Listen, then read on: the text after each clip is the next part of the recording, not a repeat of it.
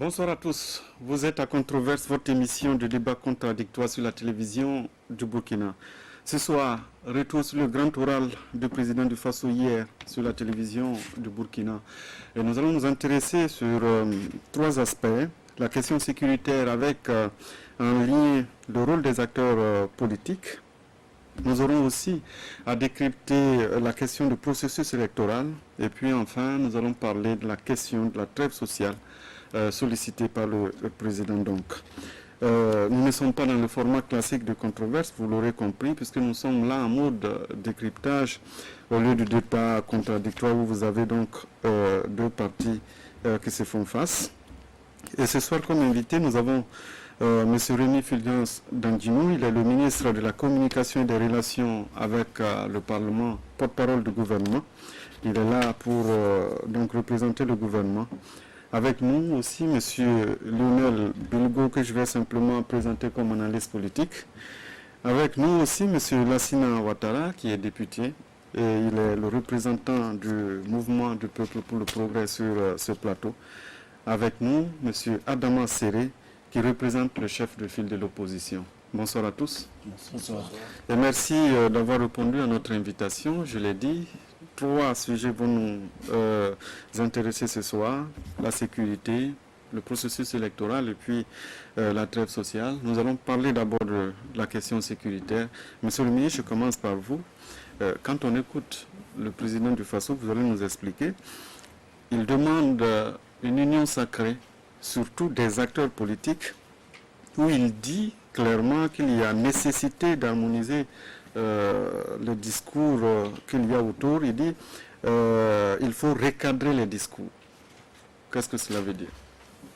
Merci à vous de nous donner cet espace pour faire un peu la suite de cet important moment dans la vie politique de notre pays qui a été donc cet grand entretien, ce grand oral du président du Faso, et qui a connu, je trouve, un niveau intéressant avec des journalistes qui sont sortis un peu des chiffres pour faire de la prospective et sur des grandes questions. Et il faut les féliciter pour cet apport-là. Je me trouverais mal de commenter les propos de son Excellence, mais je crois que la question est simple. C'est que nous sommes dans une situation où nous avons un pays, Burkina Faso, notre pays, qui est face à des attaques. Le jeu politique, il est nécessaire, il anime la vie politique, et d'ailleurs, c'est la fonction première que la Constitution donne à nos partis politiques. Mais face à une situation comme celle-là, je crois que les acteurs doivent trouver le juste minimum nécessaire pour faire face à cette riposte-là. À mon avis, il s'agit... C'est-à-dire que l'opposition n'a pas le droit de critiquer la gestion du gouvernement de la question sécuritaire. Non, je pense que le fait de pouvoir s'exprimer là-dessus est une chose importante. Mais ça ne doit pas être un élément qui nous clive. Je crois que ça doit être un élément qui nous permette d'améliorer le rendu au final dans la défense et la sécurité de notre pays.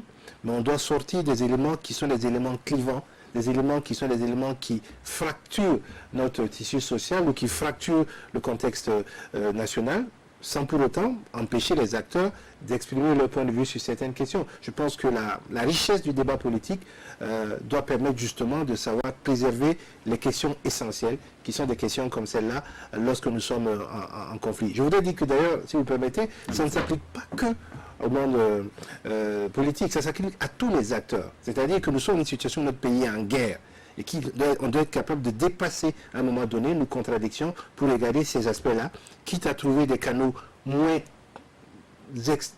expressifs de nos différences pour pouvoir accompagner le gouvernement ou accompagner l'action politique dans ce conflit-là. Alors, vous le dites si bien, l'action politique, M. Serré, puisque vous êtes l'acteur politique de l'opposition ici, vous allez réagir, on vous demande de dépasser justement le débat partisan et d'apporter aussi votre construction. Et dans l'émission, le président a dit, il ne suffit pas de critiquer, mais il faut qu'il propose aussi, et c'est ce qu'on ne voit pas. Oui, merci bien. Donc tout d'abord, je voudrais effectivement, au nom du SUFOP, présenter nos condoléances aux familles endeuillées par ces attaques barbares que nous subissons à longueur de journée, et aussi prompt rétablissement aux blessés. Et aussi un clin d'œil à nos amis du Niger qui ont subi donc une forte attaque hier. Ceci dit, il faut dire que, comme le ministre vient de le dire, effectivement, il y a quand même des moments dans la vie d'une nation où il faut savoir taire quand même les contradictions pour aller à l'essentiel. Mais ceci bien compris, il ne voudrait pas dire qu'on ne devrait pas se permettre de faire des critiques. Et je pense que l'opposition, dans son rôle constitutionnel, le fait à tout vent. Et nos critiques ne sont pas faites simplement pour créer de la diversion, ou en tout cas plus ou moins vendre le pays, comme on le dit.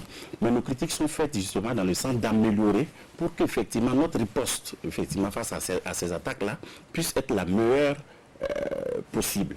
Et que les populations qui subissent justement les méfaits de cette guerre-là puissent ne pas, en tout cas, subir cela. Et donc, nous sommes... La contrepartie, oui, nous sommes donc... c'est-à-dire vos propositions. Non, j'en arrive. Et nous sommes donc effectivement pour une union sacrée. Mais nous disons aussi en même temps que l'union sacrée, ça se crée. Parce que l'union sacrée ne se décrète pas en réalité. L'union sacrée, c'est un état de fait. Et cela doit être impulsé même par ceux-là qui sont chargés donc... en tout cas, conduire la destinée de nos populations. Et je pense qu'en quelque part, c'est ce qui manque. Sinon, aucun Burkinabé, je crois, ne pourrait pas refuser justement de participer à cette œuvre salvatrice-là, qui est donc la sauvegarde de la nation. Et donc, pour chuter maintenant sur les critiques, je pense que, bon, c'est vrai que le chef de l'État est très occupé. Sinon, vous savez très bien que le CFOF fait les points de presse quotidiennement les mardis. Et à travers ces points de presse, nous avons fait non seulement des critiques, mais des propositions par rapport à la crise sécuritaire. Et pour chuter, même au dialogue politique, l'opposition a fait aussi des propositions dans ce sens-là. Donc nous ne faisons pas de la critique pour des critiques, nous faisons en tout cas des critiques et des propositions pour améliorer ce qui existe. Merci. L'occasion est vraiment belle pour profiter de votre antenne et puis exprimer notre compassion au peuple frère du Niger. Et sur la question qui nous réunit ce soir, je crois que le chef de l'État, il a fait le grand oral, mais souvenez-vous que c'est à l'occasion quand même de la fête nationale. Donc ça a son sens. Nous avons célébré à l'unisson hier notre fête d'indépendance. Et cet appel est la bienvenue. Et que le chef de l'État dise aux gens, écoutez, vous le savez, le pays est en guerre. J'ai besoin de vous tous. Resserrons les rangs et combattons l'ennemi commun qui est le terrorisme.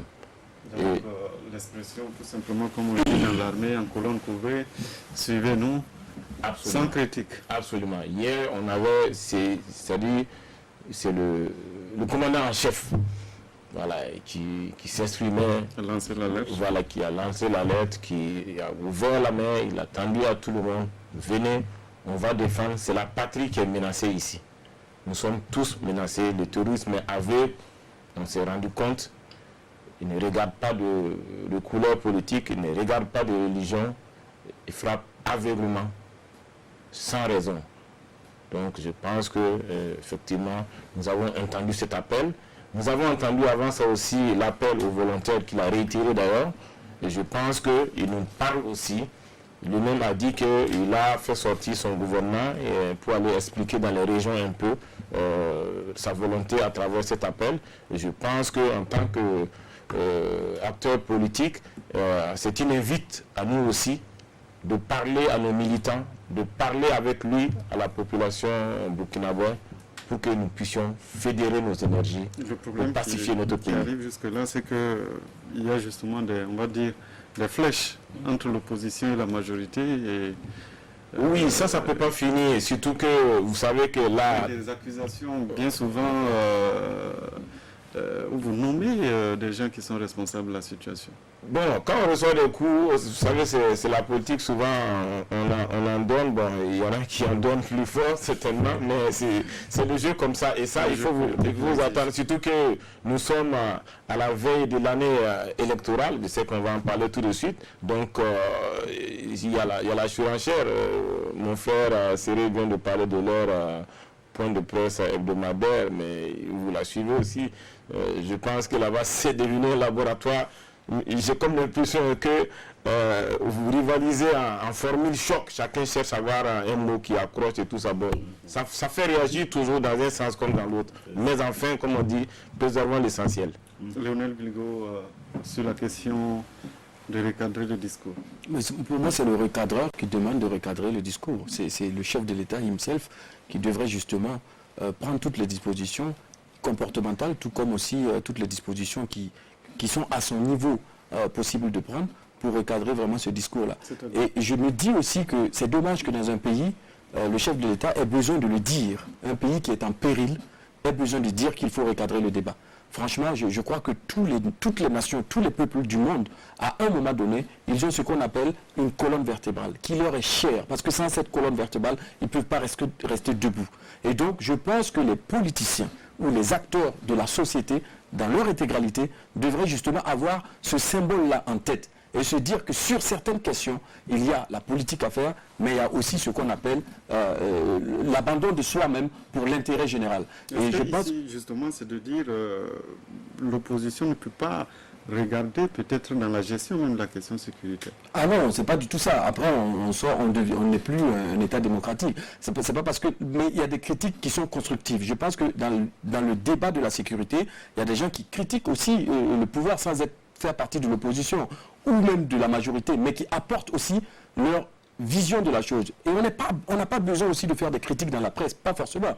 Et il y a des rencontres informelles qui peuvent se faire, des approches en off qui peuvent se faire. Et d'ailleurs, ces approches-là sont plus constructives que ce qu'on observe généralement, le débat national dans la presse. Parce qu'en même temps que on s'indigne de la conduite des affaires sécuritaires du pays, ouvertement et dans la presse, on informe également ceux qui nous attaquent du fait que nous ne sommes pas contents. Moi, je pense très sincèrement qu'il y a des débats constructifs à mener et que pouvoir comme opposition devrait se départir de leur égoïsme individuel ou collectif pour penser à la nation. C'est parce qu'il y a un pays qu'il y a une opposition et un pouvoir. C'est parce qu'il y a un pays qu'il y a une société civile. C'est parce qu'il y a un pays que vous et moi, nous sommes ici aujourd'hui. S'il n'y a pas de Burkina, nous ne serons pas là aujourd'hui. Donc ceux mêmes qui critiquent devrait se mettre en laboratoire de réflexion. Vous avez utilisé le mot laboratoire. Ce laboratoire doit servir à réfléchir et à accompagner le pouvoir pour préserver ce qu'eux-mêmes cherchent, c'est-à-dire diriger ce pays-là un jour. Sauf que, monsieur le ministre, il a dit, monsieur Serré, il propose, non, je mais il n'y a pense pas de résultat aussi. Si on écoute ce que M. Bilgo a dit, j'ai noté que les canaux de critique ne peuvent pas être les mêmes. Et je le dis, c'est vrai pour les acteurs politiques comme pour tous les acteurs. Parce qu'aujourd'hui, au-delà de dire que nous informons ceux qui nous attaquent, nous clivons notre pays. C'est-à-dire nous sommes des acteurs politiques. M. Serré a ses partisans, M. Ouattara a ses partisans, et moi j'ai mes partisans, on a tous nos partisans, et prendre une position les amène à nous aligner. Et donc, je crois que même dans le point de presse de l'opposition, il y a des questions qui sont les questions de gouvernance politique, des questions de gouvernance économique, sur lesquelles nous pouvons opiner de façon à ce que nous alimentons un peu cette concurrence pour la conquête du pouvoir. Par contre, sur les questions de sécurité, il y a des canaux sur lesquels nous pouvons opiner et porter notre contribution. Parce que le plus déplorable, c'est que nous donnons l'image d'un pays qui n'est pas capable de faire front ensemble à ces questions. Il ne s'agit pas de dire à l'opposition de ne pas critiquer. Il s'agit de trouver les canaux différents pour que ces critiques-là soient portées. Et que le message, le président Faso l'a dit, que le message sur cette question-là soit un message qui soit un message rassembleur. N'empêche qu'il a reconnu que c'est aux partis politiques d'animer la vie politique. Mais sur cette question-là, je pense qu'il est temps que les Burkinabés se regardent en face. Et je ne suis pas totalement d'accord avec Lionel quand il dit que le chef de l'État, il est le chef de tous les Burkinabés. Nous sommes des acteurs, c'est notre pays. Quand une maison brûle, on n'a pas besoin d'attendre que quelqu'un vous dise « allez l'éteindre ». Vous dites « qu'est-ce qu'on fait ensemble ?» On a une situation où on a l'impression, malheureusement, que nous pouvons assister en tant qu'opposition ou en tant que critique ou en tant qu'analyste à ce que le pays est en train de s'effondrer et sans en être victime. Et je dis, il y a un électrochoc pour tous les Burkinabés, pour moi, c'est Bongo. Parce que tous les Burkinabés, les 20 millions que nous sommes, 21 millions, ont connu quelqu'un, directement ou indirectement, touché dans ce massacre lâche-là, qui a fait que chacun se rend compte aujourd'hui que nous sommes dans cette tourmente-là et que nous devons resserrer les rangs. Non, il n'y a rien à répondre, ce n'est pas une question qui me pose, mais je n'ai pas compris sur quoi le ministre n'était pas d'accord avec moi. Sur le fait que vous dites que le président n'avait pas besoin forcément de... Ah mais je suis tout à fait... Ah oui, mais si, c'est dommage que le président ait besoin 4 ans après son élection, de dire aux partis politiques qu'il faut recadrer le débat sur la partie sécuritaire. Ça devait être instinctif. Je ne comprends pas comment le pays est en train de brûler et des gens attendent que le chef de l'État dise lors d'un discours qu'il faut... Oui, mais c'est ce que j'ai dit. C'est ce que j'ai dit. Par rapport aux canaux que le ministre évoque tout à l'heure, encore faut-il que ces canaux au corps défendant de l'opposition soient ouverts et que le président soit dans une posture d'écoute active. Parce que si l'opposition n'a pas autre choix que de déballer ses idées ou sa pensée dans les débats de presse et qui n'a pas autre canal. Et ce canal-là doit être créé par le pouvoir en place parce que c'est eux qui tiennent le pays, c'est eux qui ont le pouvoir de mettre en place ces cadres de réflexion et de discussion. Et j'espère vraiment que ces canaux sont ouverts pour que l'opposition puisse les emprunter. C'est ce que vous estimez que ça n'existe pas? Exactement. Pas que nous ne disons pas que ça n'existe pas, mais en réalité, comme on l'a dit tantôt, dans cette crise sécuritaire, le ministre n'est peut-être pas d'accord, mais nous pensons qu'il appartient quand même au chef de l'État, garant donc de l'unité nationale, d'impulser justement cette mobilisation-là à tous les niveaux. Nous ne disons pas que cela doit se faire à travers une déclaration, ou en tout cas, mais même dans le comportement, dans la gestion au quotidien, nous devons sentir que nous sommes dans un état de guerre. Ce qui fait qu'aujourd'hui, bon nombre de nos compatriotes n'ont pas ce sentiment-là que nos plus hautes autorités ont pris la pleine mesure de cette crise sécuritaire-là. Je vous dis que vous y contribuez, hein. Oui, ça... En alimentant cette politique autour de c'est votre point de vue, c'est votre point de vue. Ça, je ne m'engage pas là-dessus. Mais ce qui est sûr, nous pensons qu'au niveau de l'opposition, il aurait été plus facile pour le chef de l'État, au lieu d'appeler justement à cette mobilisation dont on ne voit pas les terrains et les aboutissants. Par exemple, le canot, par exemple. Les canaux constitutionnels existent. Normalement, le chef de l'État devrait consulter l'opposition sur les questions brûlantes de l'heure qui minent la nation. Nous l'avons fait au travers du dialogue politique pour montrer quand même la bonne disposition de l'opposition à participer, un temps soit peu, à la gestion de ce pays-là par rapport à des crises qui peuvent nous mener. Donc nous l'avons fait. Donc ça veut dire que nous sommes disponibles. Si nous sommes consultés, nous allons avec nos idées, nos propositions, pour qu'on puisse en tenir compte. Mais force est de constater... Ces canaux ne sont peut-être pas réguliers, que vous êtes obligé de passer... Oui, nous jouons notre jeu démocratique qui est que l'opposition, face à des actions que mène le parti au pouvoir, nous analysons, nous critiquons. Au passage, nous félicitons le gouvernement pour des actions qui sont posées. Mais quand ça ne va pas, nous posons aussi sur la table. Mais maintenant, quant à la gestion de la question sécuritaire, nous pensons que pour ce problème spécifique, effectivement, le chef de l'État peut mettre en place un canal fluide où on peut quand même échanger sur certains points en profondeur. Voilà. Ce qui n'existe pas. Ce qui n'existe pas.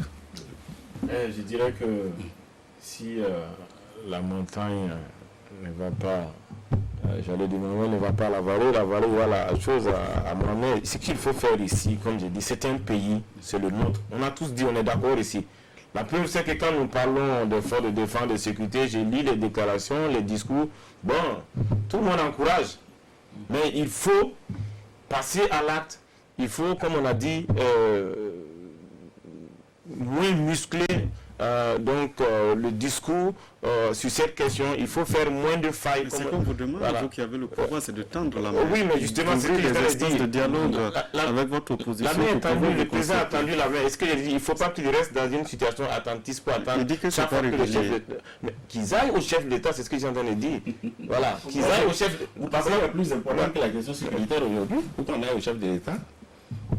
Pardon? Je vous demande. Nous sommes sur la question sécuritaire, vous êtes quoi? Mais bien sûr, c'est ça qu'on parle. Voilà, je dis, ne soyez pas attentifs. S'il ne vient pas à vous, vous allez à lui. Donc ça va dans le sens. C'est le pays qui nous appelle ici. C'est ce que lui, voilà, il a dit, mais vraiment, on ne devrait même pas avoir besoin. Comme il a dit, on doit sentir que c'est un corps, on a touché à quelque part, tous les Burkinabés doivent tressaillir. C'est ce qu'il a dit ici. Et donc, en réalité, c'est ça. Ce n'est pas de s'asseoir. On n'a pas besoin de temps. Voilà, de temps. Donc, vraiment, ça doit aller dans les deux sens. Voilà. En poule comme en pouce, ça doit aller comme ça. Voilà, c'est le pays qui est concerné. Voilà. Sans ça, il n'y a plus d'autres perspectives. Là, nous en sommes vraiment, comme on dit, à la croisée des chemins. Et c'est ce qu'il faut comprendre une seule fois de toutes. Non, je pense que... Nous sommes d'accord sur un élément et c'est déjà ça qui est fondamental. C'est que nous avons tous conscience qu'aujourd'hui, on ne doit pas continuer à se comporter de cette façon. Les acteurs politiques le savent, le chef de file de l'opposition, il y a différents moyens de se parler. Je pense que nous devons arrêter de penser que, même sur cette question-là, nous pouvons être en compétition. Non. Nous ne sommes pas en compétition sur cette question. Les acteurs politiques doivent accepter que sur cette question sécuritaire, ils ne sont pas en compétition. Il y a des canaux pour discuter entre l'opposition, qu'elle soit avec le chef de l'État ou par le biais du Parlement ou pas de d'issue. Je pense qu'il nous faut inventer ou réinventer ces pratiques-là. Elles existent, peut-être qu'elles ne sont pas utilisées à fond, mais il nous faut les réinventer. Mais ce qui est certain... Et qui doit réinventer? Mais vous savez, quand vous posez la question comme ça, c'est un peu délicat, parce que, je reprends mon exemple, la maison brûle, qui va demander où on trouve de l'eau? C'est ce que vous me posez comme question. Non. Nous sommes dans une situation où les acteurs vont les uns vers les autres. Il est un acte important. Et ce n'est pas la première fois que le chef de l'État le dit. Ça fait plusieurs de ses discours où il appelle les acteurs à se dépasser sur cette question. Ce n'est pas la première fois. Donc je crois qu'il faut que nous y allons. Et si nous cherchons à dire, lui il est responsable, lui n'est pas responsable, nous tombons dans une situation qui est une situation déplorable. Parce qu'il y a un fait aujourd'hui, c'est que notre pays, il est dans une situation où on doit tous regarder dans une seule direction, faire face à cette agression, faire face à cette guerre qui nous est imposée. Après, aux acteurs d'enrichir le processus, d'aller quand c'est nécessaire, à ceux qui sont au pouvoir, et j'en fais partie, de créer les conditions pour favoriser cet aspect-là. Mais je me dis, il est important justement que nous gardions à l'esprit cette chose essentielle. La question que nous posons n'est pas une question politique habituelle. Il n'y a pas une concurrence là-dessus. Il n'y a pas qui va gagner, qui va perdre. Nous allons tous perdre, nous allons tous gagner. Il n'y a pas de gagnant, de perdant en dehors de notre pays. Donc, à partir de ce moment-là, la question qui se pose à nous, c'est, nous y allons. Et je reviens sur mon propos, même si M. Séré n'est pas d'accord avec moi, je trouve que, quelle que soit l'attitude que vous avez en face de vous, il y a des questions qui ne se poseront pas sur la place publique. Parce que je me dis, dire que le ministre a détourné de l'argent quand on veut sa démission, je suis d'accord. Dire que telle route est mal construite, je suis d'accord. Mais demander telle ou telle chose sur l'armée, remettre en cause telle ou telle stratégie. Le gouvernement ne donne pas les moyens à l'armée pour faire le travail sur le terrain. Vous savez, sur cette question, j'aimerais vous dire une chose simple. Depuis que notre armée est là, ces dernières années, les seuls aménagements au niveau de la rémunération ont été faits avec le président Roch-Marc Christian Kaboré. Non, je parle de la critique, c'est-à-dire quand, par exemple, l'opposition... C'est pour ça que je dis, il faut qu'on sorte de cette... le contenu de la question. Il faut qu'on sorte de cette critique. Parce que quand on la pose comme ça, on alimente un débat qui n'est pas sain. Parce que les faits sont là. En termes de rémunération, depuis 2016, il n'y avait pas... C'est 2016 les augmentations ont pu se faire. Regardez la part de budget qui est allouée à la défense et à la sécurité. Depuis 2016, comment c'est monté en progressant? On ne peut pas nier qu'il y ait des dysfonctionnements. Et c'est justement pour ça qu'il faut que l'opposition intervienne pour dire sur ces aspects de dysfonctionnement-là, nous proposons tel ou tel aspect, mais pas sur les canaux habituels. On n'est pas en concurrence sur le pouvoir sur ça. J'ai bien peur que nous sommes en train de nous perdre. Parce qu'en réalité, la question... Non, quand je dis on se perd, il ne faut pas qu'on se focalise sur les canaux à employer ou quoi. Moi, je pense que la question fondamentale aujourd'hui, c'est comment créer l'union sacrée des Burkinabés par rapport à ce problème. C'est ça, c'est de cela justement dont vous voulez parler. Est-ce que, par exemple, l'opposition doit intervenir ou critiquer dans ce contexte-là où l'opposition peut-être ne doit même pas critiquer? Justement, c'est ça toute la question. En réalité, les interventions du ministre me font penser effectivement que c'est comme si, quelque part, on ne voulait pas que l'opposition s'exprime. Ou du moins, si on doit s'exprimer, ça doit se faire dans un canal bien défini. Et nous disons, si c'est ce qu'il faut pour effectivement que le pays soit sauvé, il n'y a pas de problème. Créons le canal et allons-y. Mais pour le moment, la seule personne que les Burkinabés ont désignée pour porter ce pays-là, c'est le président Roch-Marc Christian Kaboré. Et nous pensons que lorsqu'il y a ces problèmes de ce genre-là, il devrait donner le là. Et jusqu'à présent, ce que nous constatons, malheureusement, cela ne vient pas. Nous allons de perspective en perspective. Et je vais simplement prendre un exemple pour le montrer. Le chef de l'État a parlé de la trêve sociale dont il vient encore d'en parler. Ah d'accord, ok. Voilà, donc en réalité, jusqu'à preuve du contraire, nous ne sentons pas un engagement total de nos plus hautes autorités par rapport à cette guerre qui nous mène. Lionel Bigot, sur cette question, parce que là, on est d'accord qu'il faut créer l'union sacrée. Mais est-ce qu'il faut une union au point où il n'y a même pas de parcelle, où il n'y a pas de possibilité pour l'opposition, la société civile de critiquer peut-être certains aspects de la gestion de cette question. Même si le chef de l'État voulait et que le gouvernement voulait cette union sacrée-là, c'est impossible. Au Burkina, ici, c'est pas possible. On va parler. Mais je pense que dans le discours donné par l'opposition comme le pouvoir, il y a parfois des sorties qui ressemblent plus à une gaminerie qu'à autre chose. Et c'est de ça que l'on parle ici. En fait, il y a certaines critiques qui sont tellement sérieuses que ça donne un visage négatif de notre unité ou de notre pays. Moi, je parle même de l'autre côté des terroristes. Qu'est-ce qu'ils peuvent penser, en fait, du Burkina Faso lorsqu'ils voient les sorties de l'opposition critiquer sur cette partie sécuritaire ou du pouvoir en place. Le ministre disait tout à l'heure, et il a raison, qu'il y a des sorties ou des critiques qui parfois, en fait, en réalité, peuvent se faire en off ou autre part. Et j'espère qu'il le dira également aux gens du gouvernement, notamment à Clément Savadgo, par exemple, qui a sorti une des critiques. On n'est pas là à toisser les gens. Moi, je ne cherche même plus à savoir qui est à l'origine de ce qui arrive au Burkina. Ce qu'on cherche, c'est que la sécurité revienne. Après, on va régler nos problèmes. Pour le moment, il faut arrêter cette hémorragie-là. Et la meilleure manière d'arrêter cette hémorragie, c'est de se retrousser les manches et d'aller ensemble. Et donc, ce canal dont on parle, même si ce canal existe, tant qu'il n'y a pas d'écoute active, on peut créer le canal. Et puis on a deux personnes qui se regardent en chien de faïence, toujours à l'intérieur de ces canaux, et qui ne s'écoutent toujours pas. Et le résultat sera le même. Peut-être qu'on va ressortir encore de ce canal et venir déverser encore les pensées sur la place publique. Je pense que ce qu'il faut faire dans ce pays, en fait, c'est de la responsabilité des politiciens, de se ressaisir. La responsabilité des politiques. Oui, des politiques, si vous voulez, monsieur le ministre. Oui, en tant que personne.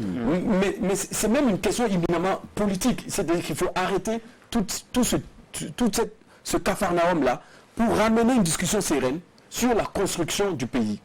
Et maintenant, les pans, les secteurs d'activité ou encore les pans de la société qui sont sujets à débat politique, et là encore, c'est un débat d'idées. La politique au Burkina est devenue d'une bassesse inouïe que nul ne veut même entrer dans cette politique-là. C'est-à-dire qu'on a laissé l'essentiel, ce qui peut construire notre pays, ce qui peut développer notre pays. Vous avez des gens qui l'ouvrent publiquement dans la presse et qui n'ont rien comme proposition. Ces gens-là polluent en fait l'espace médiatique. C'est bien qu'on ne voit rien venir. Opposition comme majorité, hein, moi je ne fais pas de distinguo parce qu'on a tout vu dans ce pays-là. Et ce qu'on veut aujourd'hui, là où le Burkina est, c'est un minimum de sérieux. Au moins ayez pitié des générations qui suivent. Quel héritage on va laisser à ces jeunes-là, à ces enfants-là? Quel Burkina allons-nous trouver? Moi je me pose la question de demain. Là où moi je trouve que... Monsieur le ministre, excusez-moi. Là où je trouve que le lien est un peu excessif, c'est que je ne connais pas d'acteur politique aujourd'hui, à l'opposition comme à la majorité, qui n'a pas pitié de la situation dans laquelle nous sommes. Je dis simplement, il manque quelque chose. C'est qu'on n'a pas compris que sur cette question-là, pour moi, ce n'est pas clore le débat, c'est le faire de façon différente. Parce qu'un débat qui va être un débat clivant est un débat qui est mauvais pour notre riposte face à l'ennemi. Je crois que c'est ça le plus important. Et je crois que sur cette question, il n'y a pas 90 000 choses à faire. Dans tous les pays du monde, face à cette situation, les hommes ont su se dire, on a, comme disaient les acteurs politiques de la Révolution, il y a des contradictions primaires et des contradictions principales, secondaires et principales. Donc je pense qu'il nous faut regarder ce qui est aujourd'hui nos contradictions et se demander. Voilà. Après, je me dis, le propos du chef de l'État, il est récurrent. Il ne fait que demander aux acteurs de se remettre. Et d'ailleurs, le dialogue politique qu'il a initié, c'est quand même quelque chose d'assez extraordinaire dans sa forme et dans la mise en œuvre qu'il a voulu la donner. Donc je pense qu'on ne peut pas dire à cet homme-là qu'il ne veut pas obtenir quelque chose. Sauf voilà, que c'est réussi une personne fréquente. Non, je pense... Comme vous êtes deux à... Voilà, effectivement. Je pense que, non, pour une fois, peut-être que je vais m'aligner avec le ministre par rapport à l'intervention de M. Bilgo. Non. C'est le politique. Non. C'est pour restituer, c'est quand même pour restituer les choses dans leur contexte. Voilà. Vous êtes là, je pense que... Voilà. Je pense quand même que c'est un peu facile quand même de dire que les hommes politiques, à travers leurs analyses, n'ont pas pitié des populations. situation. Non, en réalité, comme je l'ai dit, chacun est quand peut-être on dit... Non, j'arrive. Voilà, donc je pense, comme le ministre l'a dit d'ailleurs, nous, en tant qu'acteurs politiques, nous essayons de jouer notre rôle, de faire nos propositions, de faire des analyses, de faire des propositions pour que, effectivement, les situations puissent s'améliorer. Donc, relativement par rapport à ce problème, je pense qu'on peut s'entendre. Comme vous l'avez si bien dit, il n'est de l'intérêt de personne que ce pays-là disparaisse. Et même nous qui cherchons le pouvoir d'État, il faut que ce pays existe pour qu'on puisse le prendre. Mais là où je voudrais véritablement insister en réalité, ce n'est pas que les hommes politiques ne se fréquentent pas, ou ne se parlent pas, ou ne discutent pas. Le problème fondamental ici, c'est la manière, c'est le comportement. Et tout ce qu'il faut pour qu'il y ait cette mobilisation générale par rapport à cette crise. Je le répète, malheureusement, toute la problématique est là. Les gouvernants du moment n'arrivent pas à impulser ce mouvement fédérateur-là. Or, tous les leviers sont dans leurs mains pour le faire en réalité. Bon, maintenant, ils attendent, ils disent que c'est à nous de venir vers eux. Bon, ok, on va peut-être l'explorer, mais nous pensons que tout qu'on fait, de par les responsabilités que le peuple leur a confiées, ils auraient pu quand même créer tous les cadres nécessaires pour justement nous amener justement à une phase où nous ne serons pas dans cet état de gestion plus ou moins calamiteuse de cette crise. Le chef d'État nous a envoyé tous vers un chantier, comme je l'ai dit dans mes propos au début. Voilà, il nous a dit avec lui de fédérer autour de lui. Il a fait appel aux volontaires et comme j'ai dit, il nous appartient tous justement de mobiliser ceux qui nous écoutent. Voilà. Il y a des gens qui écoutent donc le pouvoir en place, il y a des gens qui vous écoutent aussi, donc vous opinez. Donc il faut qu'on opine dans ce sens. Je pense que c'est ce qu'on dit. Surtout qu'on a en face des officines qui sont bien organisées, qui décodent tout notre comportement et qui exploitent tout. On a plein d'intoxications dans ce pays sur les réseaux sociaux et tout ça. Et c'est en train de nous divertir. On est en train de laisser l'essentiel. Je pense que c'est de ça qu'il est question. Que chacun parle à ses ouailles pour que nous défendons ce pays. C'est de ça qu'il est question. Là, le chef de l'État a proposé des choses. Donc, c'est bien compris. Aujourd'hui, on va assister donc je pense qu'il faut récréation. Exactement, il faut qu'on aille dans ce sens. Ok, on va passer au deuxième. Espérez que c'est un nouvel état d'esprit que vous allez impulser. Et que vous attendez encore les moyens de vous. Alors, on passe au deuxième sujet, le processus électoral. Va-t-on voter en 2020? C'est la question qu'on a posée au président du Faso hier. Il dit nous y travaillons. Il ne faut pas se faire des a priori. C'est-à-dire aujourd'hui, il n'y a pas débat à dire oui, est-ce qu'on va voter, on ne va pas voter. Après 2020, qu'est-ce qu'il y aura si toutefois il n'y a pas d'élection? C'est ce qu'il dit. On commence par vous, Adama Séré, cette fois. Non, je pense qu'il est très bien établi. Je crois que là, au moins, on peut féliciter, en tout cas, le chef de l'État, qui a tenu à réaffirmer ce qui a été obtenu lors du dialogue politique, qui consiste donc à dire que les élections programmées, les élections qui sont programmées, devraient se tenir à bonne date, notamment les élections présidentielles législatives en 2020 et les communales en 2021. Et nous pensons que le pouvoir a pris la pleine mesure de cette ambition affichée par les politiques pour que nous puissions aller à ces élections-là pour ne pas rajouter à tout ce à quoi nous assistons aujourd'hui. Sauf que quand on voit le contexte sur le terrain, beaucoup de Burkinabés se posent des questions. Oui, Bilgo. Oui, bon, on se pose des questions, mais le chef de l'État est resté fidèle justement au débat qu'il a eu avec le dialogue politique. Donc il y aura élection. Moi, à la question d'ailleurs, je ne m'attendais pas à ce qu'ils disent autre chose que ça. Dire qu'il y aura des élections, et il rajoute, sauf cataclysme. Oui. Ça veut dire que là, la volonté de faire ces élections y est. Maintenant, c'est la capacité de le faire au moment venu. Et là, il n'est pas devin, et nul n'est devin ici aujourd'hui, mais le risque de tenir ces élections dans des conditions exécrables est déjà prononcé, c'est clair. Maintenant, reste à voir comment l'armée va récupérer une partie du territoire et surtout comment la CENI et le politique encore là vont travailler à organiser ces élections-là. Non, je pense que sur cette question, c'est clair, les acteurs politiques l'ont défini. le chef d'État l'a réaffirmé. Et il a souhaité, et il a d'ailleurs dit que tout sera mis en œuvre pour que justement, en 2020, la montée en puissance de notre armée permette d'arriver à régler cette inquiétude sur certaines zones où aujourd'hui il y a des risques pour des questions sécuritaires pour le faire. Mais je pense et c'est là aussi où le symbole est important, c'est que nos acteurs, et on revient à la question précédente, c'est que sur cette question, nous devons sortir de tout ce qui peut être amicroche ou esprit, voilà, des a priori, pour dire c'est ce que nous avons décidé, nous devons tout faire pour y aller. De telle sorte que cette question-là ne devient pas une question qui puisse créer polémique au sein des populations.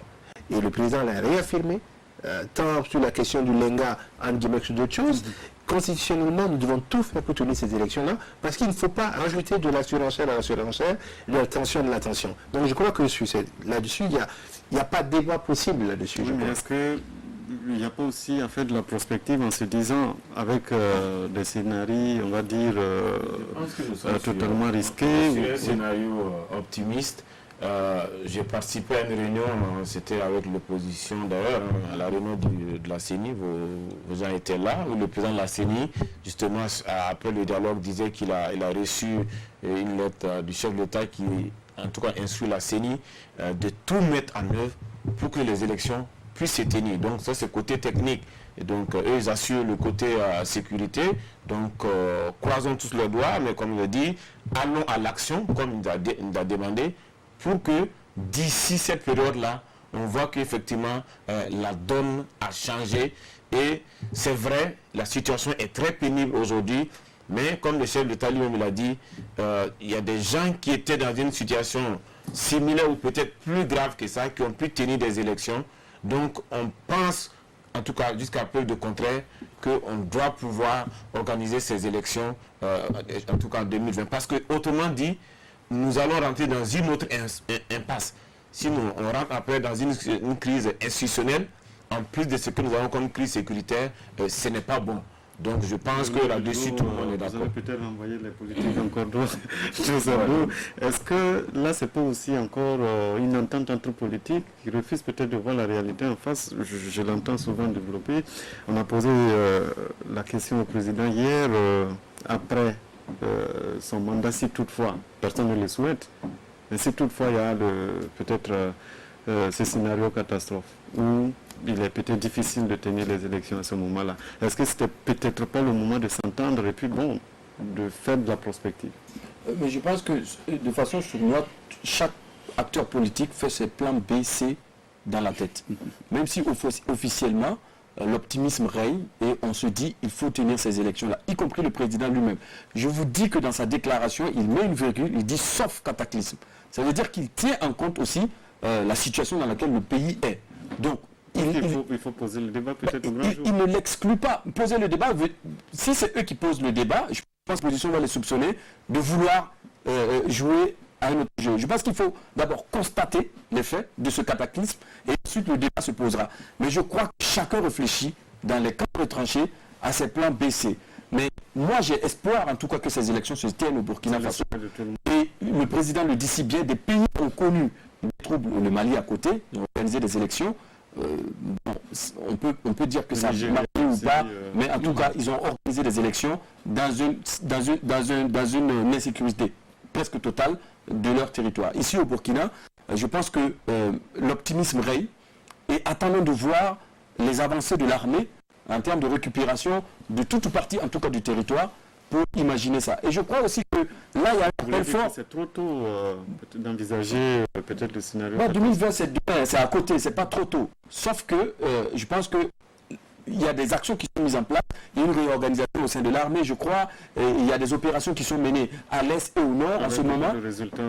Et on espère vraiment que ces opérations-là vont porter fruit et que ces élections pourront se passer. Mais dans tous les cas, c'est à la CENI, aux acteurs politiques et à la société civile de commencer à mener la réflexion sur le comment faire ces élections-là. Au-delà de l'espoir, au-delà de l'optimisme qui nous habite, c'est le comment faire. Ce n'est pas une question de volonté, c'est ce que je disais tout à l'heure, c'est une question de capacité au moment venu. Sauf que, Adama, jusque-là, vous êtes tous dans l'optimisme.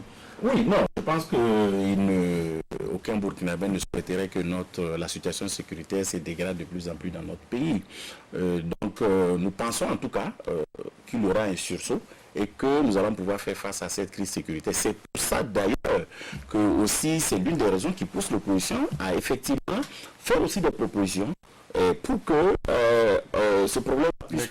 Les propositions que nous faisons, c'est la crise sécuritaire. Okay. Je vous ai dit tantôt propositions au niveau électoral. Non. Je venais pour dire simplement que nous faisons des propositions dans le sens pour amener une certaine stabilité au niveau du pays, justement pour permettre justement la tenue non seulement la sécurisation du pays, mais aussi la tenue donc des élections qui s'annoncent à la bonne date. Maintenant, comme vous le savez si bien, cette crise sécuritaire tend un peu à s'étendre sur l'ensemble du pays. En tout cas, nous espérons que les mesures idoines seront prises pour sécuriser le processus électoral. Je pense qu'aujourd'hui, nous avons une situation sécuritaire qui est en train d'être endiguée, qui ne s'étend pas sur l'ensemble du pays. Elle est en train d'être endiguée. Il est important de rappeler que les efforts qui sont faits aujourd'hui permettent d'endiguer. Il est clair que dans une guerre comme celle-là, il peut y avoir des coups durs, même si les efforts sont faits. Moi, j'ai foi aux politiques, parce que les acteurs politiques ont montré, dans le cadre du dialogue politique, qu'ils étaient capables de trouver un consensus sur le... Quand ça les arrange. Non, sur le minimum. C'est pas quand ça les arrange, sur le minimum. C'est-à-dire qu'il ne faut pas non plus que on présente les acteurs politiques comme des personnes... Malheureusement, monsieur le ministre, l'image peut-être... Oui, peut-être aussi, il faut que nous travaillions à changer cette image-là. Chacun de notre côté, ensemble, vous compris. Parce que c'est un défi. Parce que je ne fais que relayer ici... je sais, je vois que c'est le relais aussi de ceux qui pensent, donc vous êtes le relais. C'est-à-dire que dire que les acteurs politiques, ils sont capables de s'asseoir sur un minimum. Et sur cette question-là, je me dis, en temps opportun, si jamais, comme a dit le président, un cataclysme il y avait, les acteurs trouveraient la solution. Mais il y a des pays qui étaient dans une situation, je dirais, beaucoup plus compliquée que la nôtre, qui ont pu s'en sortir. Il serait dommage d'ajouter, comme a dit l'honorable Ouattara, une instabilité institutionnelle à une situation déjà délicate au niveau sécuritaire. Aujourd'hui, les actions de son Excellence sont entachées du sceau de la légalité et de la légitimité. Et les appels qu'il lance, tant au niveau par exemple des volontaires qu'au niveau même de cette cohésion-là, elles ont le sceau d'un homme qui a été élu par une majorité des Burkinabés et qui a un mandat pour exercer son désir. Il faudrait justement que nous gardions à cette situation-là l'État afin que nous continuions. D'abord,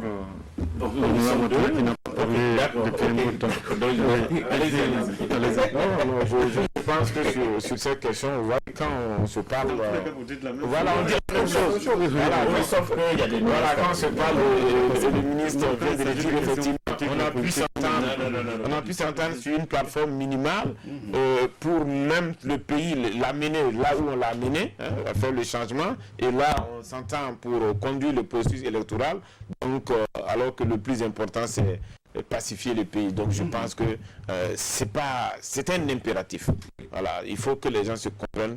On n'a pas le choix ici. C'est un impératif. On doit y aller et on doit y aller maintenant et vraiment de façon convergente. C'est très important. Oui, et non, je voulais juste rebondir un peu par rapport à ce que le ministre a dit. Non, je pense qu'effectivement, il est peut-être bon effectivement de rappeler que le chef de l'État a investi de la légalité, et ainsi de suite. Mais je pense qu'au moment où nous parlons, aujourd'hui, il s'agit plutôt d'assumer cette charge-là. Parce qu'en réalité, l'opposition politique trouve que cette charge n'est pas totalement assumée. En réalité, la charge constitutionnelle qui lui est dévolue. Okay. Voilà. Et nous le disons simplement parce que nous avons l'impression que, pour faire juste un petit retour, vous savez que ce n'est pas en 2019 que nous avons été attaqués. Le pays a attaqué bientôt depuis 2000, les premières attaques ont commencé en 2015, 2016. Voilà. Et aujourd'hui, nous sommes à la fin du mandat, presque un an de la fin du mandat du chef de l'État. Et qu'est-ce que nous constatons? On nous fait toujours miroiter que nous sommes en laboratoire, nous sommes en train de réfléchir. Sur le volontariat, on réfléchit. Sur la paix sociale, on va réfléchir. La remise à plat, on va réfléchir. Et nous sommes à un an. Donc, nous disons... Non, je vais terminer quand même. Voilà. Donc, je dis simplement que nous invitons le chef de l'État, effectivement, à prendre toute la responsabilité de sa charge actuelle. Non, oui, c'est... Malheureusement, c'est les réflexes. C'est-à-dire nous sommes dans une situation où, sur cette question-là, on garde des réflexes. C'est-à-dire qu'on on est dans une guerre politique et tous les moyens sont bons pour dire on va donner des coups. Vous êtes acteur politique, moi je l'ai fait. Tout le monde connaît la situation de notre armée en 2015. Tout le monde connaît la situation de notre armée en 2019. Donc quand un acteur politique qui a conscience de cela peut sortir dire oui, il n'a pas fait ça, il n'a pas fait ça parce qu'il n'y a pas ça, je dis sortons de ça. Parce que c'est ça qui crée des problèmes au sein de notre communauté face à l'ennemi. Si vous avez des éléments de stratégie militaire ou de l'organisation de l'armée que vous voulez se proposer, mais trouvez le canal pour proposer au chef de l'État. Mais aujourd'hui, quand vous voyez la situation dans laquelle nous sommes partis, je le partais tantôt, au niveau budgétaire, au niveau des effectifs, au niveau du redéploiement des hommes, au niveau même de leur façon de se battre, il y a des choses simples qu'on doit être capable de dire aux gens aujourd'hui. C'est que le jeune... Mon jeune frère comprend à Bobo, mon fils comprend à Bobo, pour l'envoyer se battre à l'Est, il connaît moins bien le territoire que ceux qui sont là-bas se battent contre nous. Il y a des choses qu'on est capable de dire aux uns et aux autres. Donc quand on dit, oui, on attend, les volontaires, c'est une initiative qui est encadrée par le chef de l'État. Il a dit, la loi va arriver. C'est un élément essentiel. Est-ce qu'il y a un pays au monde, face à la guerre que nous sommes avec, qui n'a pas connu ça? Il parle de lenteur. Non. Mais c'est une situation. Vous pensez que la guerre contre le terrorisme, là, on fait comme ça en un tour de main et on la gagne? Prendre les dispositions pour éviter que justement toutes les mesures qu'on va mettre en œuvre puissent ne pas créer des contre-coups ou des éléments difficiles à gérer ensuite. En quoi c'est de la lenteur? On veut que ça soit légal. Elle va aller à l'Assemblée, les députés vont enrichir le texte. Je pense qu'il faut arriver sur ça. Quand on nous dit là... Monsieur Serré, Ok. Non. Je pense que, comme le ministre le dit, il faut qu'on sorte... c'est plutôt à lui, je dirais que c'est des réflexes. Parce qu'en réalité, ce qui est posé ici, c'est des constatations, c'est des constats. J'ai dit que le Burkina a été attaqué depuis 2015, 2016 par là. N'est-ce pas? Et j'ai dit que jusqu'à la date d'aujourd'hui, 2019, à un an de la fin du mandat du chef de l'État, vous êtes toujours en laboratoire, ou disons... Je peux terminer. Qui donne les éléments du laboratoire? Je parlais du volontariat qui a été annoncé. Nous, on pense que ça a été annoncé un peu sur le coup de l'émotion, en réalité. Parce que, juste après que cette question a été posée, jusqu'à la date d'aujourd'hui, je vous parle, personne n'a les tenants ni les aboutissants de ça. Ce n'est que hier qu'on nous a annoncé qu'il y a un projet qui est en cours, qui va être fait, on ne sait pas quand la finalité. Sans calendrier. Sans calendrier. En tant que porte-parole, j'ai plusieurs fois annoncé qu'il y a un travail de réflexion des réglementaires qui va être fait. Dans quel calendrier? Vous l'avez annoncé? Non, je l'ai dit dans le conseil des ministres à venir. Laissez-moi terminer. Dans le conseil des ministres à venir. Mais quand c'est terminé. Là, c'est moi qui lui ai demandé de vous parler. Si vous permettez. Voilà, ce que je dis, c'est ça. On a annoncé une action. Vous imaginez, souvent moi je suis un peu surpris par, c'est ce que je dis, là, vous pensez qu'un chef d'État va se lever comme ça et dire je veux faire quelque chose sans se donner les moyens de garantir les éléments qui vont derrière. C'est quand même vécu, la personne a un vécu politique, la personne a un vécu d'être humain, il a un vécu décisionnel. Non, laissez-moi terminer. Sur le volontariat... Je pense que c'est le débat, j'ai la parole. Non, en réalité, je pense qu'il ne s'agit pas... Il ne s'agit pas de faire du superfétatoire ou de lancer des paroles qui n'ont pas aucun contact avec la réalité. Ici, ce dont je parle, et j'ai des faits. Quand je vous dis, je parle du volontariat, j'ai dit, rien n'a sous-tendu cela. Et à la fin de votre mandat, à un an, rien de concret n'a été encore proposé, sauf que vous êtes en laboratoire. Je reviens sur la remise à plat des rémunérations. Vous l'avez proposé, et là aussi, vous êtes toujours en laboratoire. À un an de votre mandat, je peux même encore ajouter la réduction du train de vie de l'État. Ça a été... plus ou moins... Oui, aller. Donc la réduction du train de vie de l'État, ce n'est que maintenant qu'on commence à nous donner des propositions sur quoi? Sur la réduction des frais de mission des missions à l'extérieur. Donc vous êtes encore là, même hier le chef de l'État l'a réaffirmé, pour dire que le volontariat c'est en cours, la remise c'est en cours, la thèse sociale on va engager les discussions, on se demande où on va et il n'y a pas de calendrier. En tant que porte-parole, si vous pouvez me donner des calendriers, je serai vraiment aisé à le prendre. Monsieur le ministre, je précise là que nous sommes au niveau du troisième point. Nous parlons en même temps de la trêve sociale que nous avions annoncé en troisième point. Monsieur le ministre, pour la réponse. Le président Faso a lancé l'appel au volontariat. Je pense que c'est suite à l'appel de Boubou. Ça fait un mois exactement, quasiment à 5 jours près. Il a annoncé que nous allons avoir une session extraordinaire dès le mois de janvier pour que la loi, parce que c'est un élément de loi légale qui va s'appliquer. En ce qui concerne la remise à plat, il a expliqué de façon claire et nette pourquoi la remise à plat a été, le journaliste nous a dit pourquoi ça, l'expression pourquoi ça n'a pas abouti, j'ai pas trouvé. Il a expliqué parce que nous avons fait des projections et sur lesquelles tout le monde a été associé, politique, société civile, religieux, tout le monde a assisté et tout le monde est d'accord. Ça me permet de parler, il a dit, la modélisation va se poursuivre et on va rencontrer les acteurs pour leur dire voilà ce sur quoi nous sommes tombés d'accord aujourd'hui afin qu'ils enrichissent. C'est pas une question de je tape du doigt. C'est une question qui met en alerte. Troisième point, c'est la question de... Il a souligné le troisième point, c'est la question de la réduction. La réduction du train de vie de l'État. Mais je suis surpris. Parce que la réduction du train de vie de l'État, elle est actuelle, elle est continue. Vous avez, pendant quasiment 2 ans, 3 ans de temps, 3 ans, on a gelé tout ce qui était achat, d'acquisition de véhicules. On a réduit les éléments. Quand vous parlez par exemple des frais de mission, et ça, j'aimerais que la politique, lorsqu'ils discutent comme ça, ait également le regard pour regarder ce qui s'est passé. Dans le document sur la réduction du train de vie de l'État, allez regarder qu'un certain nombre d'éléments, documents sur la remise à plat, sont liés à ça. La remise à plat, là, elle touche les salaires des acteurs, les indemnités, les modalités de mission, tout cela est contenu dans la remise à plat. Donc quand vous dites que... Non, je vais quand même dire quelque chose. On va venir... Parce que c'est pas un moment où il n'a pas parlé. Ça fait un moment qu'il n'a pas parlé. Mais il va parler d'abord. Il va parler d'abord, après vous allez avoir droit à la parole. Parce que là, ça fait...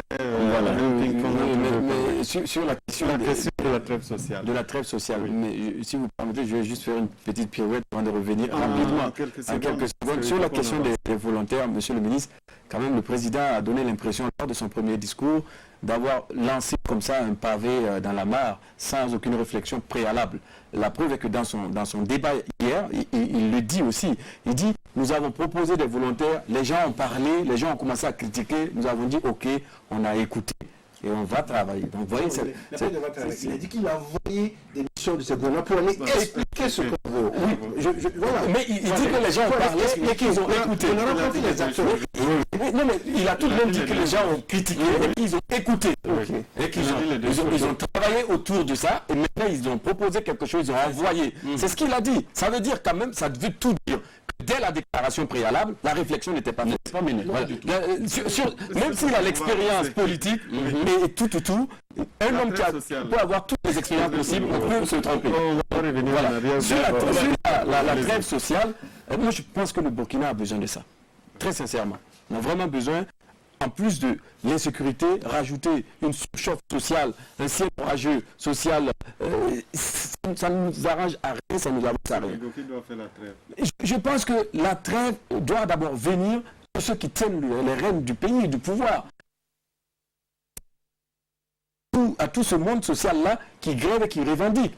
Et tout quand vous écoutez, vous regardez toutes les revendications, c'est quand même pas inouï. Il y a certaines revendications où vous vous dites, bah, ils ont raison. Même si on veut les condamner, on se dit, bon, c'est vous qui avez signé, c'est vous qui avez dit ok, c'est vous qui ne tenez pas vos promesses, donc ils ont raison.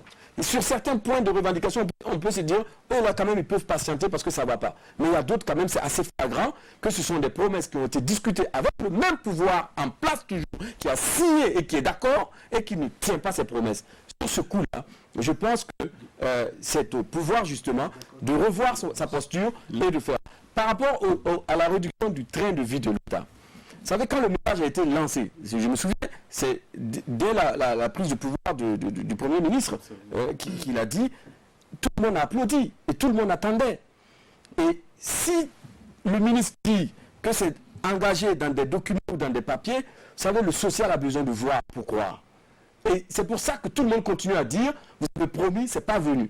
Parce que concrètement, on n'a pas vu d'action forte et claire qui montre vraiment que la réduction du train de vie de l'État est en cours. Et là, si on ne le voit pas, eh ben, on ne peut pas croire. Parce que le ministre a annoncé ça de façon claire. On a tous entendu, il reste à voir. Alors, justement, la trêve sociale dont on parle et que le chef de l'État appelle de tous ses voeux, elle est là aussi, une fois de plus, j'ai dit, c'est une contrainte. Il dit que c'est à vous maintenant de pouvoir... non, j'en viens. Oui, c'est très facile pour eux de dire ça. D'ailleurs, sur la question, à sa décharge, je dois le dire, voilà des questions sur lesquelles, dans votre laboratoire, il ne sort pas de propositions concrètes. Vous vous abstenez de parler sur des sujets comme ça parce que ça peut fâcher l'opinion. Vous faites l'économie volontaire de ça. Ça, c'est une de vos notes de marque de votre laboratoire où grand chose ne sort pas si ce n'est pas les formules choc.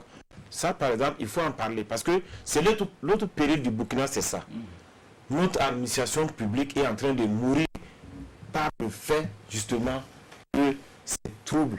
Alors qu'en ce moment, c'est notre outil de production comme ça, de richesse, d'organisation. La guerre que nous voulons mener tout de suite là, on est en train de mobiliser tout le monde.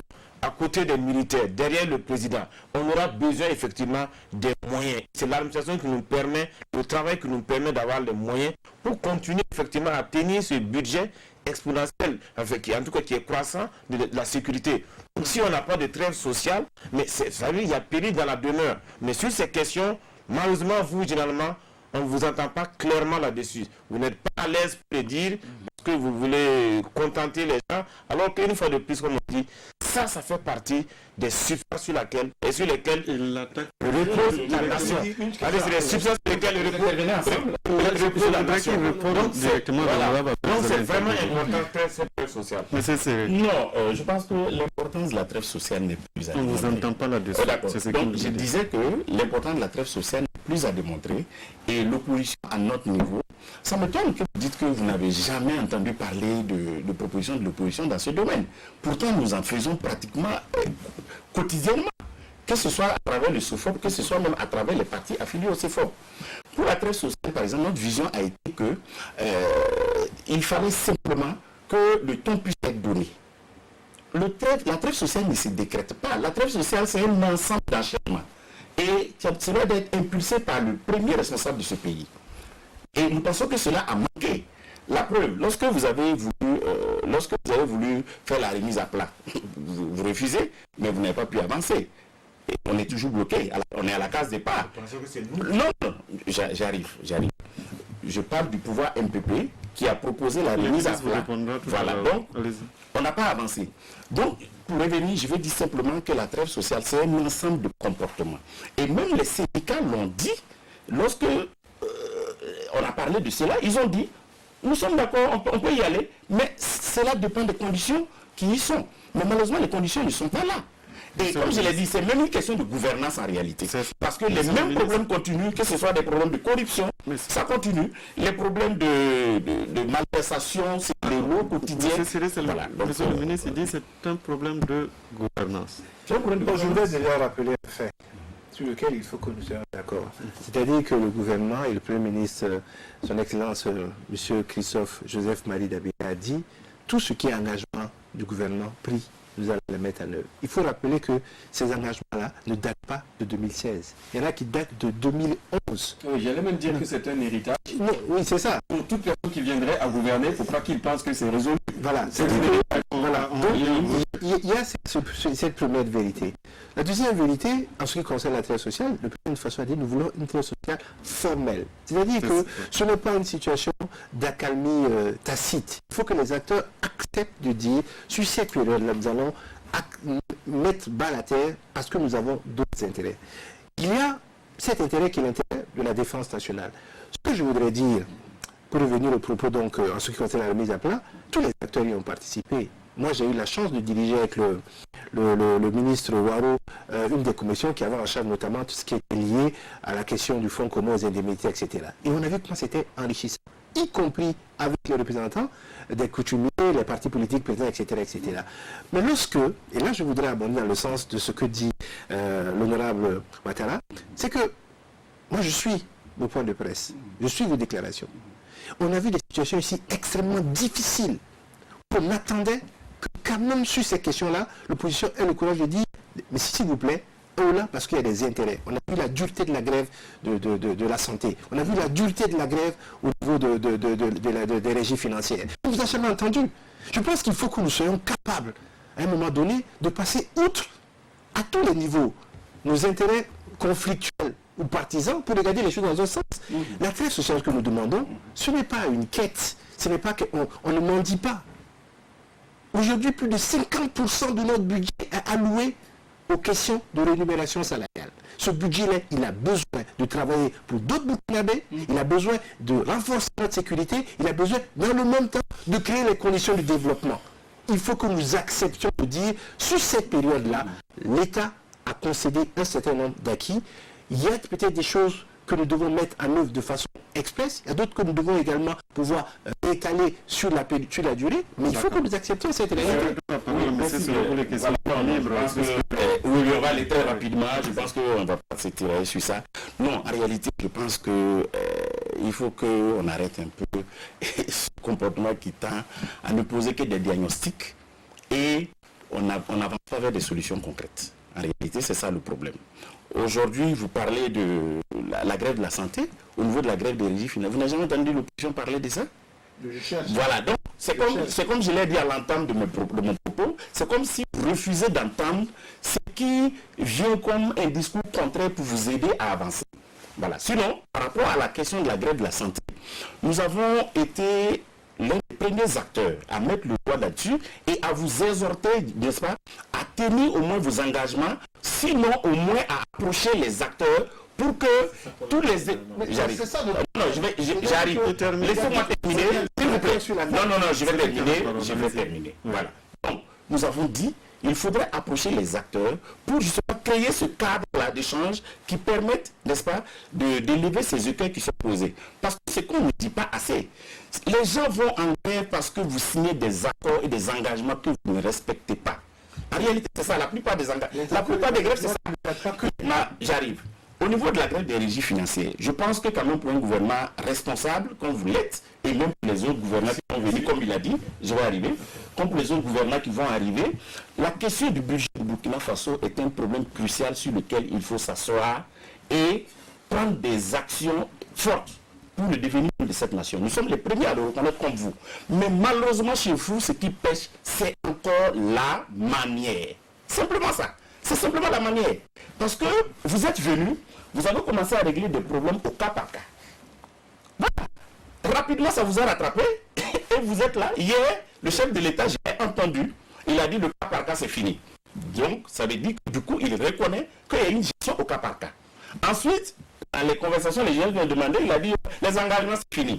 Voilà. Donc, il reconnaît aussi directement qu'il y a eu des engagements qui ont été pris, comme on le dit, sous l'effet des émotions. Je peux faire un correctif parce que le chef d'État n'a pas dit qu'il n'y a pas de nouveaux engagements. C'est sur les engagements que on a déjà conclu que nous allons mettre en œuvre. Donc, dans les discussions, c'est exactement ce que je dis. Il y a la nuance importante. Non, il n'y a pas de nuance ici. Il dit qu'il y aura plus d'engagements. On dit pas la même chose. Il dit les engagements, c'est fini.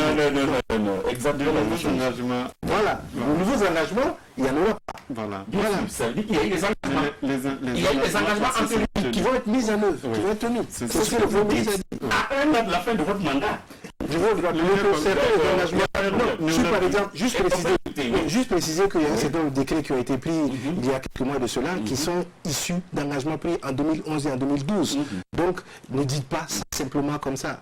C'est pour ça que je dis, lorsqu'on pose les faits, éclairons les acteurs pour que ceux qui nous écoutent s'enrichissent comme ça. De toute façon, pour moi, les engagements de 2012 ou de 2019 concernent les mêmes acteurs. Parce que moi, je ne fais pas la différence entre le CDP régime et le MPP nouveau. Oui, mais d'accord, mais sauf qu'ils ont été acteurs au premier rang. C'est mon opinion, et je maintiens cette opinion. Je ne fais pas la part des choses. Donc ce sont des gens quand même qui connaissaient les dossiers. Qu'ils règlent les engagements là aujourd'hui, c'est à leur honneur. Et bravo. Maintenant, pour ce qui est de leur engagement à eux, s'ils peuvent régler ces engagements-là également, je pense que ça va permettre de baisser un peu la pression sociale. Ensuite, sur la question de la remise à plat des rémunérations, etc. Au moment où on le dit, il faut se mettre dans une posture comportementale qui montre vraiment que nous n'avons plus rien dans les caisses. Je pense que c'est ça aussi qui fait un peu clivage ou paradoxe vis-à-vis de ceux qui grèvent. au moment où on parlait de la remise à plat des salaires, dans ce pays, il y a un Premier ministre, par exemple, qui allait en voyage, qui a perdu 25 millions. C'est petit pour vous, mais c'est gros pour la masse qui écoute. Non, je ne parle pas de vous, en tant que... C'est petit pour eux, mais c'est gros pour la masse qui entend ça. Et puis, il n'y a rien. On ne sait pas la suite, quoi. Je veux dire, c'est quand même l'argent du pays. Et dans ce pays, pendant qu'on parle de réduction du train de vie de l'État, c'est-à-dire qu'il faut se serrer la ceinture, il y a certaines personnes qui se construisent des bunkers pas loin d'ici. Et il n'y a rien. Non, ne dites pas qu'il n'y a rien. Mais quand je dis à rien, on ne voit rien venir. Pour moi, monsieur le ministre, quand je dis à rien, pour moi, même si l'action est engagée, ça tarde à venir. Dans un pays là où tout est urgent, là où il faut envoyer un message très fort, et je pense que c'est trop lent. Voilà, c'est extrêmement lent pour une population qui est en attente d'actions claires et nettes. Et je pense que ça donne une certaine légitimité, une certaine exemplarité, qui fait que ceux qui sont au plus bas de l'échelle devront se méfier davantage. Parce que même si les plus gros sont touchés, ça veut dire que ça peut nous toucher, nous tous. Et là, je pense que ça va faire changer les choses. Exactement. Je dis, il y a vraiment... Il faut faire la part des choses. Que l'argent soit perdu, qu'il n'y ait pas eu de procédure, il en parle. Qu'on dise un ministre est touché de l'argent et qu'on dit il n'y a rien, mais il faut dire attention. Parce que quand vous le dites, vous alimentez la pensée des gens que rien n'est fait. Alors qu'il y a une action qui a été entreprise par l'État à ce niveau-là. Vous dites c'est lent, mais ça ne dépend plus du gouvernement. Et aussi l'honnêteté intellectuelle de dire aujourd'hui, peut-être que la justice doit aller plus rapidement. Laissez-moi la justice dit, pour certains ministres, ils ont envoyé une requête à l'Assemblée nationale. On connaît les droits, la loi ici. C'est au niveau de l'Assemblée nationale qui est là-bas, Bala Sakandé. Il lui suffit de signer pour que la justice poursuive. Là, c'est l'Assemblée plutôt que... Mais pourquoi c'est pas fait? L'honorable, là, c'est vrai qu'il n'est pas là au nom de l'Assemblée. Je ne suis pas là au nom de l'Assemblée, je ne suis pas le président de l'Assemblée, mais tout ce que je veux dire, nous sommes rentrés dans un processus, il faut le comprendre. C'est nous qui on a une justice, on a voulu une justice indépendante, elle s'organise comme elle peut aujourd'hui avec les moyens qu'elle a aussi. Mais en fait, c'est ça. Quand on dit, si vous dites à la tortue de vous monter le chemin parce que c'est elle qui connaît, il ne faut pas après dire qu'elle est lente. On est derrière, mais après, on veut que l'État vienne. J'arrive. Non, on parle de façon générale. On parle de façon générale. Voilà, vous allez parler sur le fait qu'on dit que la justice est lente. Voilà, tout le monde s'en plaint. Mais nous aussi, on veut de voir que sur certaines choses, ils aillent très vite. Mais en même temps aussi, comme on dit, sur des choses qu'on voit, il faut faire attention. Il y a toutes ces questions de présomption d'innocence qu'il faut mélanger. Mais oui, ça met les gens, mais c'est ça. Mais après, on va faire une justice tcha-tcha-tcha et les gens vont se plaindre ici. Il y en a qui vont ressortir ici encore. L'État va perdre la face dedans parce qu'on n'a pas suivi les procédures. Mais après, on arrive à condamner. Qu'est-ce qu'il a fait? Les gens qu'on arrête, on Macron n'est pas vide, monsieur le ministre. Mais la Macron n'est pas vide. Il y a des gens qui sont là. Oui, mais voilà. Il y a des gens qui sont comme là. Bizarrement, c'est bizarre. C'est bizarre qu'ils sont regroupés ici. Monsieur Ouattara, on va avancer, s'il vous plaît. Nous allons donner la parole à monsieur Jean-Michel Sommet qui nous appelle de Bobo. Bonsoir. Oui, bonsoir. Nous vous écoutons. Oui, je voudrais participer au débat. Allez-y. Oui, je dis que ces attaques ne sont pas venues de façon subite.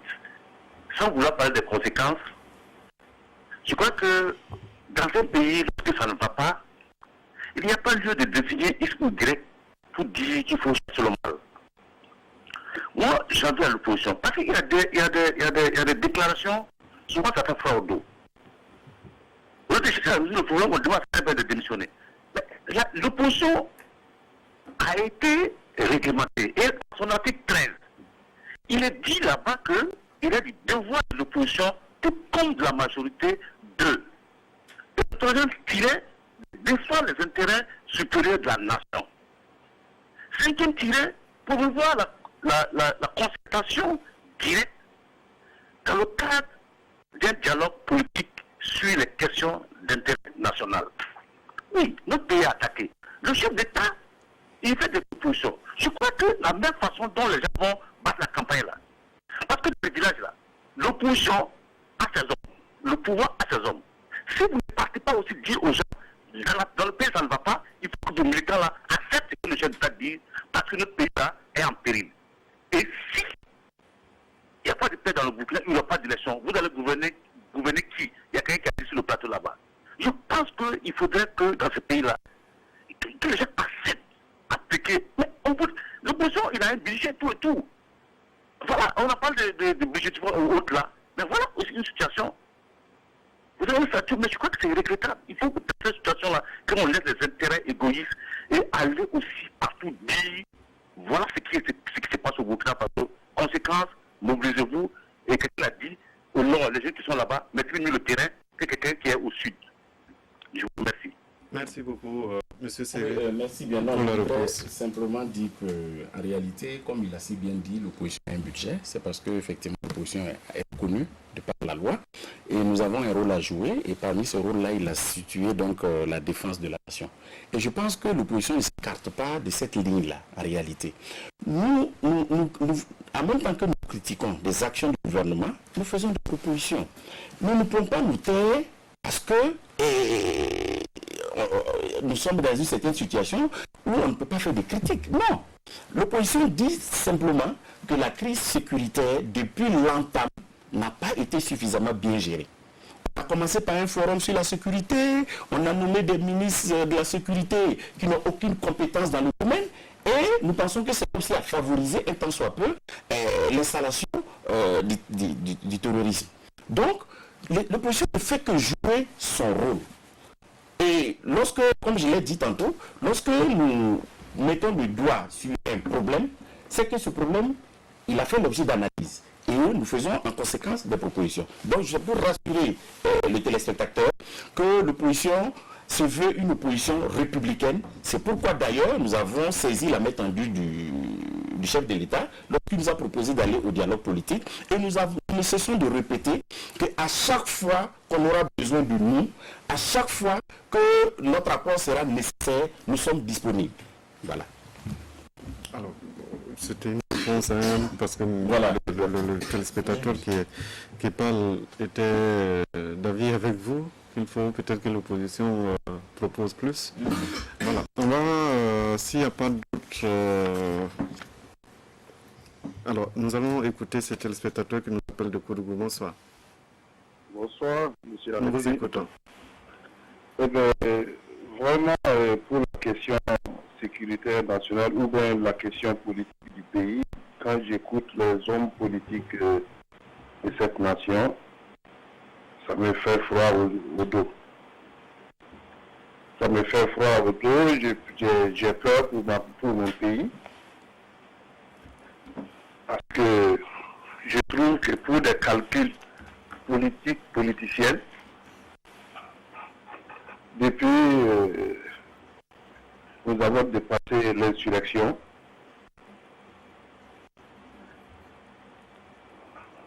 Oui, allez-y, vous écoute. Oui, il y en a qui se sont investis à pouvoir mettre en mal le vivre ensemble au Burkina ici. Surtout la question sécuritaire. Quand j'ai entendu d'autres hommes politiques dire non, sans nous, il n'y aura pas la paix au Burkina, c'est malheureux quand même. C'est pas s'ils ont autre pays. Donc c'est le moment de serrer les coudes et travailler ensemble pour que le pays puisse sortir de là où nous sommes. Maintenant, il y en a qui se réjouissent de la tirer vers le bas. Ayez pitié de notre nation. Alors, que ce soit de l'opposition ou du pouvoir en place, nous sommes les mêmes Burkinabés et nous n'irons pas habiter ailleurs. Ayez pitié de ceux-là qui se déplacent de jour en jour, qui quittent leur domicile, qui quittent tous leurs biens pour fuir et de se réfugier dans d'autres localités. D'accord. Nous allons vous attendre quand même au moment des élections et nous allons écouter attentivement vos discours. Merci d'avoir appelé. Je rappelle que vous nous appeliez de Koudougou. C'est un allié à Lionel Bilgo. Il fustige les partis politiques. Voilà. Voilà, oui, c'est vrai. Le ministre disait tout à l'heure qu'il ne pense pas qu'il y ait un seul homme politique qui n'ait pas pitié de ce pays. Mais ça, c'est en théorie. Mais dans le comportement et dans la pratique, ça peut laisser penser, comme il vient de le dire, aux citoyens qu'il y en a qui s'en foutent dans les invectives, dans les propos tenus par certains responsables politiques. Moi, des fois, il y a certains responsables politiques qui sortent certains propos. Ça me laisse pantois. Je me demande vraiment, à ce niveau de responsabilité, à ce niveau de visibilité, si eux parlent comme ça, comme à la masse peut penser. Donc, je pense qu'on est dans un pays où il ne faut pas rajouter l'huile sur le feu. Il faut vraiment calmer les ardeurs et travailler justement. Et je parle encore de la génération future, à léguer quelque chose. C'est une responsabilité collective. On ne peut pas s'asseoir parce qu'on est politicien, parce qu'on défend une chapelle et on oublie en fait que la chapelle est sur un terrain. Et si le terrain n'est pas là, il n'y a pas de chapelle, il n'y a pas de Burkina. Et ce qu'il dit, c'est vrai et c'est fondé. Parce qu'on parle de politique tout bord confondue. Oui. Vous n'avez pas parlé depuis un bout de temps. Non, mais je pense que vraiment, on a écouté le monsieur de Koudou. Je suis en phase avec ce qu'il dit. Et je pense que moi, je n'ai pas d'autres commentaires.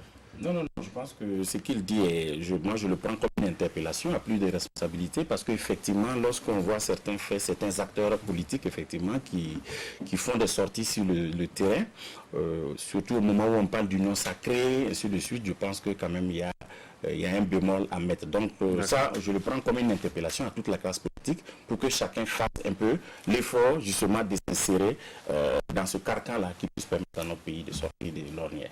Monsieur Oumar Touré nous appelle de Bourg. Bonsoir. Bonsoir. Nous vous écoutons.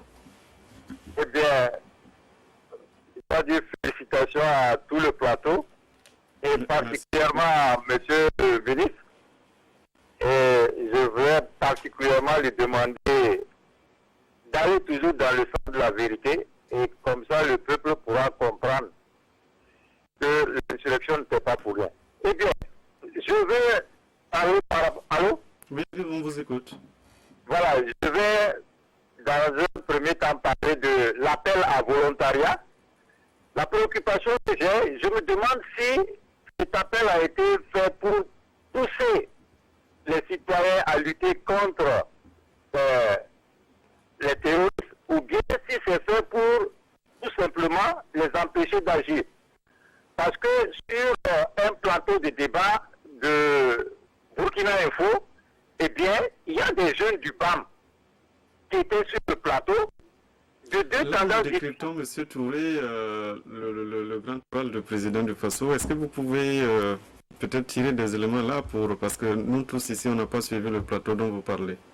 Voilà, je voulais dire tout simplement qu'il y avait un jeune de l'ODJ, ceux dont les membres ont été tués là, eh bien, il disait qu'ils étaient debout et qu'ils voulaient se battre, ils ne veulent pas fuir. En même temps, il y a un autre jeune qui le disait, et lui dit qu'il veut agir avec les forces de défense et de sécurité. Il y avait également un élément de la police de proximité qui disait qu'il voulait travailler avec les populations. Mais il s'est avéré qu'il y avait des mensonges puisque ils n'ont vu aucune police. Alors, ce ne sont pas ces contradictions-là qui ont amené le président à lancer cet appel qui n'est pas de nature à pousser les jeunes à agir, mais à limiter leur action. J'aurais voulu, par exemple, que le président, il envoie 2000 hommes, pourquoi pas, pour aider ces jeunes-là à faire face justement aux terroristes, puisque par la suite, beaucoup ont fui. Les gens disaient qu'ils n'allaient pas fuir le pape, mais ils ont fini par fuir. Et la situation est toujours pareille. Qu'est-ce que l'armée fait? Ok, on a compris la question. On permet au ministre de vous répondre.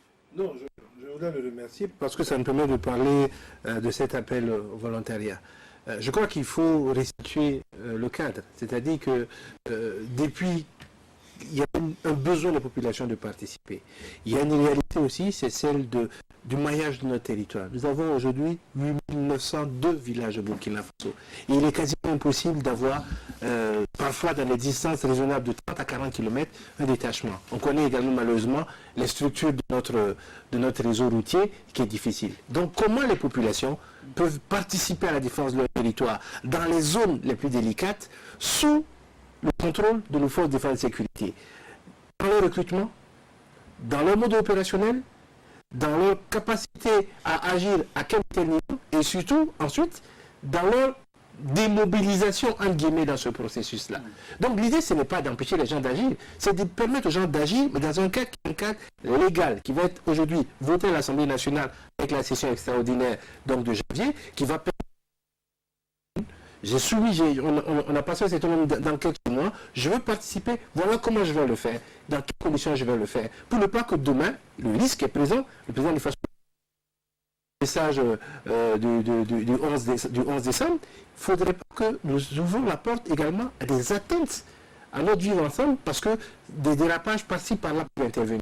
D'où l'intérêt justement d'avoir une vision vraiment holistique de la question et d'avoir un accrochage légal avec une loi qui permette de faire ce travail-là. Moi, il me vient en tête une question, je n'ai pas la réponse.